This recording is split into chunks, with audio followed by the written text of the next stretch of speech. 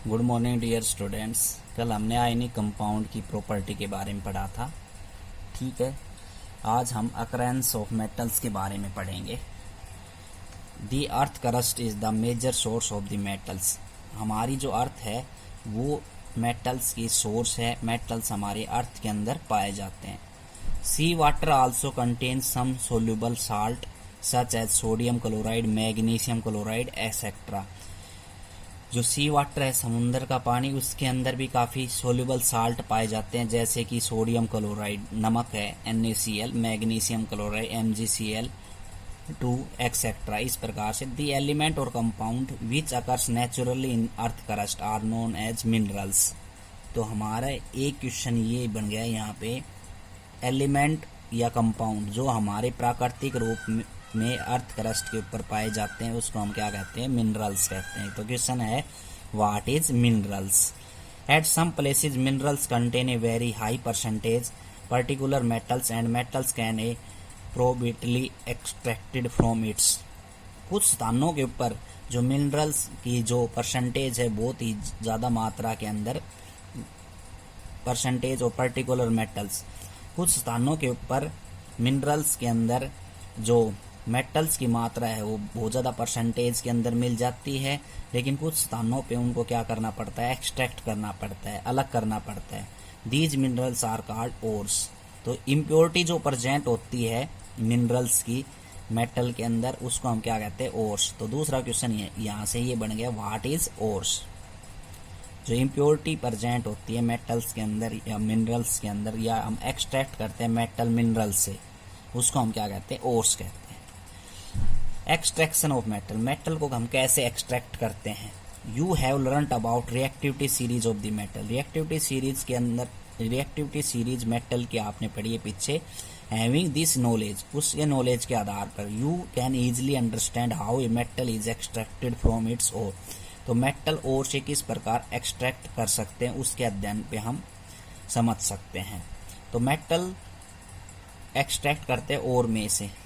ठीक, some metals are found in the earth crust in the free state. कुछ जो metals होते हैं हमारी अर्थ क्रस्ट के अंदर स्वतंत्र अवस्था के अंदर पाए जाते हैं। Some are found in the form of their compound, कुछ कंपाउंड की फॉर्म के अंदर पाए जाते हैं। The metals at the bottom of the activity series are list reactive. Reactivity series के अंदर हमने देखा था गोल्ड है Au है, ये क्या होते हैं? लिस्ट रिएक्टिव होते हैं। They are open found in free state, ये क्या फ्री स्टेट के अंदर पाए जाते हैं।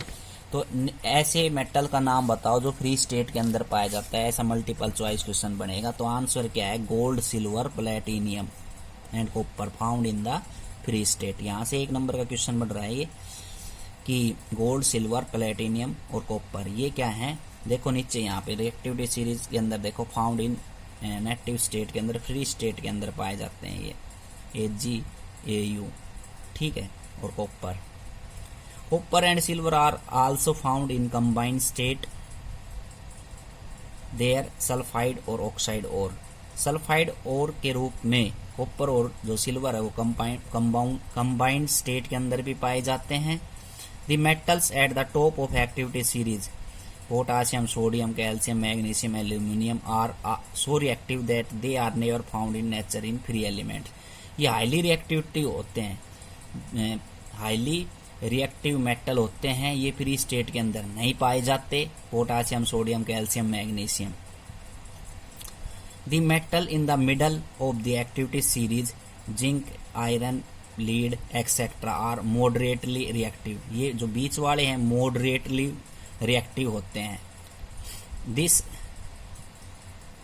They are found in earth crust mainly oxide, sulphide और कार्बोनेट्स। ये अर्थ क्रस्ट के अंदर ऑक्साइड के रूप में, सल्फाइड के रूप में और कार्बोनेट्स के रूप में पाए जाते हैं। You will find that the ores of many metals are oxide. तो आपको जो मेटल मिलेंगे वो ज्यादातर ओर्स के रूप में मिलते हैं, ऑक्साइड के रूप में। This is because oxygen is very reactive element, क्योंकि ऑक्सीजन बहुत ज्यादा रिएक्टिव एलिमेंट है। And is very abundant on the earth, तो अर्थ क्रस्ट पे काफी मात्रा के अंदर पाई जाती है। Thus, on the basic of reactivity, we can group the metals into the following three category. Metal को हम ग्रुप के आधार पे तीन कैटेगरी के अंदर डिवाइड करते हैं. फर्स्ट है मेटल है low reactivity, metal of medium reactivity, metal of high reactivity. ये तीन प्रकार की कैटेगरी है. Different technique you are use to obtain the metal following in each category. अलग अलग टेक्निक के आधार पे हम इन मेटल्स को यूज करते हैं. Several steps are involve in the extraction of pure metal from the ores. Ores में से हम काफी स्टेप यूज करते हैं एक्सट्रैक्शन ऑफ मेटल्स के. A summary of step in given each step explain in detail in following sections. तो ये summary दे रखी है. ओर्स है, ओर्स क्या है? Concentration of ores. ओर्स की हम पहले अर्थ क्रस्ट के अंदर क्या कर लेते हैं? कंसंट्रेशन इकट्ठा कर लेते हैं. तो फिर मेटल्स अलग अलग डिवाइड कर देंगे. Metal of high reactivity series, metal of medium reactivity series और metal of low reactivity series. अब metal of high reactivity series को हम किस प्रकार से मेटल बनाते हैं? तो electrolysis of molten ore. Electrolysis method होता है इलेक्ट्रिक करंट पास करवा के प्योर ओर से मेटल प्राप्त करना. तो प्योर मेटल हमारा प्राप्त हो जाता है. ऐसे ही मेटल जो मीडियम रिएक्टिविटी सीरीज को, उसमें हम दो पहले ओर्स अलग कर लेते हैं. कार्बोनेट अलग ओर्स और सल्फाइड्स की ओर अलग कर लेते हैं. उसको हम कैल्किनेशंस मेथड और रोस्टिंग मेथड लगा के उसको ऑक्साइड ऑफ मेटल बनाते हैं. और फिर क्या करते हैं? उसमें रिडक्शन करते हैं. रिडक्शन के बाद लास्ट स्टेप जो आता है हमारा, उसको क्या करते हैं? Purification of metal. कैल्किनेशन और रोस्टिंग मेथड की जो स्टेटमेंट है वो आगे आएगी, हम बताएंगे. तो ये जो मेटल मीडियम रिएक्टिविटी सीरीज के हैं उनके लिए ये स्टेप्स हैं. पहले कार्बोनेट ओर में चेंज करो, फिर कैल्किनेशन मेथड से ऑक्साइड ऑफ मेटल्स के अंदर कन्वर्ट करके फिर रिडक्शन करते हैं मेटल का, और फिर क्या बचता है? हमारे प्योर मेटल. ऐसे metal of low reactivity series के अंदर पहले ओर में से क्या करते हैं? सल्फाइड ओर में कन्वर्ट किया जाता है, और सल्फाइड ओर से फिर रोस्टिंग मेथड लगाते हैं उसको एक्सट्रैक्ट करने के लिए. फिर मेटल में वो कन्वर्ट होता है. फिर उसकी क्या होती है? रिफाइनिंग होती है, साफ किया जाता है. तो यहाँ पे इलेक्ट्रोलाइसिस रिफाइनिंग से हम ओर से मेटल बना रहे हैं. और मेटल ऑफ मीडियम रिएक्टिविटी के अंदर कार्बोनेट्स के अंदर कैल्कुलेशन और रोस्टिंग मेथड लगा रहे हैं. और metal of low reactivity series के अंदर हम क्या लगा रहे हैं? रोस्टिंग मेथड लगा रहे हैं. तो इस प्रकार से क्या किया जाता है? इनको इम्प्योर से प्योर के अंदर कन्वर्ट किया जाता है. अगला टॉपिक है इसके अंदर एनरिचमेंट ऑफ ओर्स. ओर्स को मतलब कि किस प्रकार से हम क्या करते हैं? उसकी कंसंट्रेशन इकट्ठा करके और फिर उसकी इम्प्योरिटी को प्योर में कन्वर्ट करते हैं. तो ores mined from the earth are usually contaminated with large amount of impurity such soil, sand etcetera called gangue. एक क्वेश्चन यहाँ पे आपका बन गया कि ओर्स जो माइन के अंदर, अर्थ क्रस्ट के अंदर काफी मात्रा के अंदर हमें इम्प्योरिटी पाई जाती है. मतलब जो ओर्स इकट्ठा किया जाता है उसके अंदर इम्प्योरिटी पाई जाती है. उसको हम क्या कहते हैं? उसमें क्या रहता है? Soil, sand. ठीक है, इस प्रकार की इम्प्योरिटी रहती है. उसको हम क्या बोलते हैं? गैंग्यू. क्या बोलते हैं? गैंग्यू. ठीक, गैंग्यू. तो क्वेश्चन हमारा बढ़ेगा what is gangue, what is minerals, what is ores. ये क्वेश्चन हमारे बन गए आज. The impurity must be remove from the ore prior to extraction of the metals.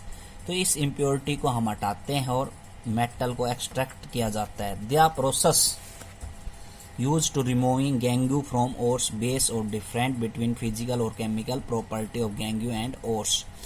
तो ये जो हम गैंग्यू ओर्स में से अलग करते हैं वो उनकी प्रॉपर्टी के आधार पे अलग कर लेते हैं, फिजिकल या केमिकल प्रॉपर्टी गैंग्यू और ओर्स की. तो different separation technique you are accordingly employed. तो अलग अलग टेक्निक हम यूज करते हैं, वो टेक्निकल हम कल पढ़ाएंगे आपको.